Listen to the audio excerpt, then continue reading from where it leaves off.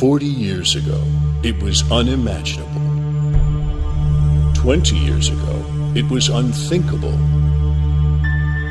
Today, it is our reality.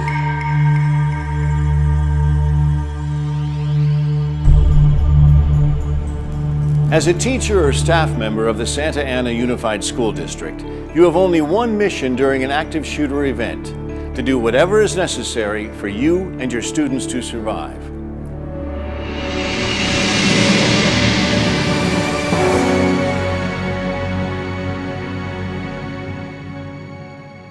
Now, you remember from our reading yesterday, we should think of our schools in the same way we think of our communities. Teachers, staff, and students all working together to keep a watchful eye for anything out of the ordinary. This neighborhood watch approach to campus security is vital. If we see anything that appears suspicious, we need to report it. It could be as simple as noticing that a door is propped open when it should be closed and locked.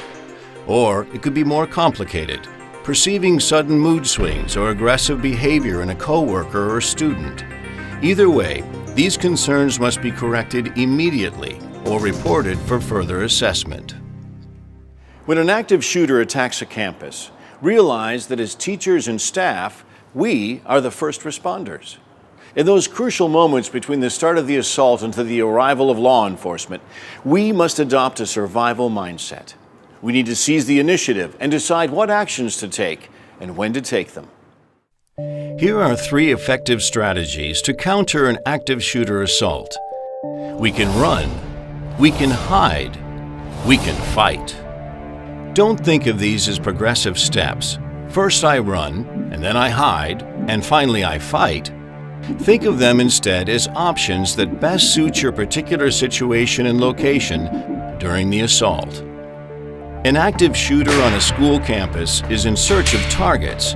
We want to use run, hide, and fight to undermine that objective. For example, the distance of some individuals to the shooter will safely allow a strategy of run in order to make their escape. Other people may adopt a strategy of hide, to build a barricade and take cover in a secured room. Still others, primarily due to their close proximity to the shooter, may have no alternative but to fight. If you have the chance to safely leave the school grounds, the run strategy should be your first course of action. Run takes you out of harm's way and puts distance between you and the shooter. Keep everyone together throughout your escape. If you meet others, take them with you as you exit, but do not stay behind if they will not go. If the location of the active shooter is not known or is too close for you to escape, then the hide strategy may be your better option. Hide is very similar to our policy of lockdown. Doors should be locked, windows closed and covered, lights turned out, and cell phones turned off with everyone remaining quiet.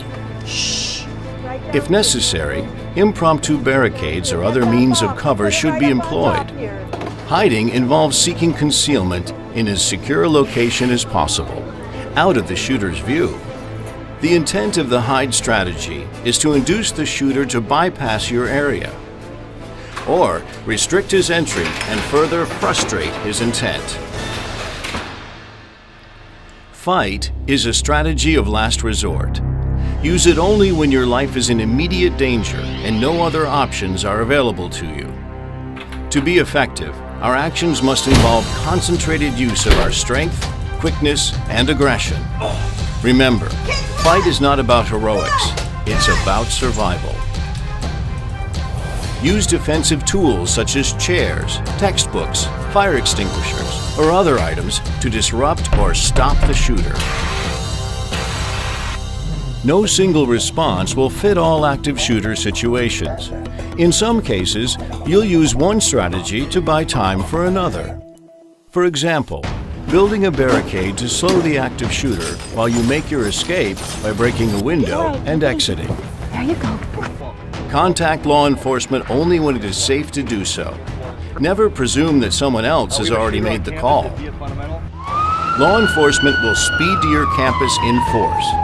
Their sole concern will be to quickly neutralize the shooter. When you encounter officers, try your best to remain calm and obey their commands. Active shooter attacks unfold quickly. There may not be opportunity for an announcement through the school's public address system. Notification may in fact come from the sounds of gunfire, screams, and voices in distress. Always be on the alert. The truth is that an active shooter attack on campus is likely to be the most frightening experience of your life. The more we plan and prepare, the more we practice and drill these plans, the more automatic our response will be. Begin now by developing a run, hide, and fight action plan. A physical inventory of your classroom will identify possible escape routes, items useful for barricade construction, defensive tools, and potential hiding places. Discuss your plan with fellow teachers, staff members, and administrators. Involve members of law enforcement. The 2 hallways lead out to the parking lot.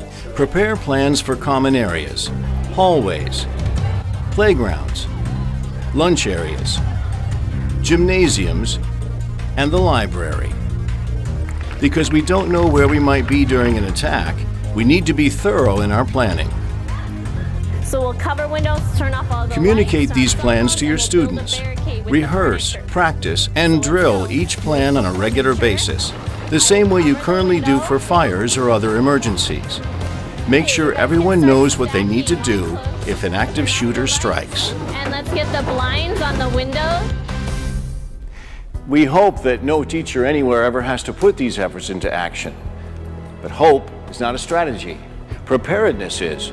As a teacher and staff member, you must take a leadership role in preparing yourself and your students to respond during an active shooter attack.